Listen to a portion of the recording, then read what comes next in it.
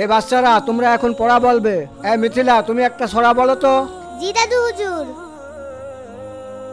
হাট্টিমা team team, তারপরে কি যেন হবে? দাদু হুজুর মনে পড়ছে না। এই বসো। মিথিলা তুমি কিন্তু পড়াশোনায় ফাঁকি দিতে শুরু করেছো। এই ছেলেটাই পারে না। এই বাচ্চারা বলো তো জান্নাত কোথায় থাকে? কি যেন হবে? হুজুর জান্নাত আকাশে থাকে। তুমি ভুল।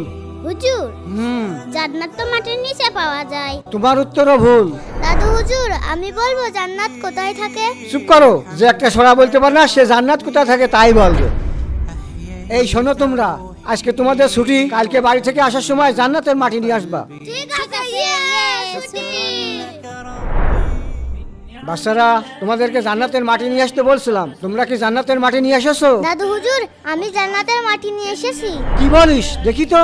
জি দাদু হুজুর এই নে। জান্নাতের মাটি কোনে পাইলি? এ কি, এ তো ধুলো মাটি। দাদু হুজুর আমার মা বসেছিল, মায়ের পায়ের নিচ থেকে এই মাটিটা নিয়ে এসেছি, কারণ মায়ের পায়ের নিচেই তো সন্তানের জান্নাত। হ্যাঁ দাদু তুমি একদম ঠিক বলেছো। হে আল্লাহ আমাদের সবাইকে বেশি বেশি মায়ের খেদমত করার তৌফিক দান করো। আমিন।